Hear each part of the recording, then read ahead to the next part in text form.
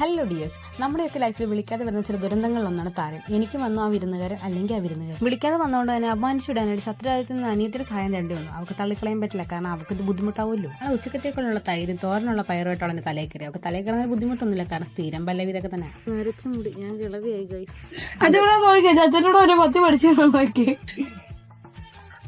ചമ്മന്തി അരച്ചത് കൂട്ടുണ്ട് ഇപ്പൊ തലയിലിട്ട്. തൈരും ചെറുപയർ പൊടിയും ചേർത്ത് തലയിൽ തേച്ച് പിടിപ്പിച്ചിട്ട് ഷാമ്പു യൂസ് ചെയ്ത് കഴുകിക്കളഞ്ഞാൽ തരം പോകുന്നതാണ് പറയപ്പെടുന്നതാണോ പെടുത്തിയതാണോ എന്ന് അറിയണമല്ലോ.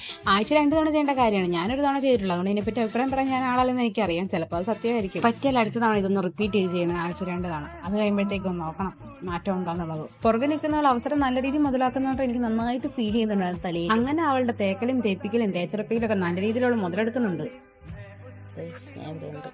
കൊച്ചാവിടെ ആതുരസേവനം കഴിഞ്ഞതോടുകൂടി എന്റെ തലയും മുടി ഈഗതയായിട്ടുണ്ട്. വീട്ടിലെ ടാങ്കിലെ വെള്ളത്തിനും കിണറ്റിലെ വെള്ളത്തിനും ഇത് നേരെയാവുമെന്ന് എനിക്ക് തോന്നുന്നത്. അതുകൊണ്ട് ആറ്റിപ്പോയി മുങ്ങാൻ തന്നെ തീരുമാനിച്ചു. അപ്പോൾ ഓക്കെ, ബൈ.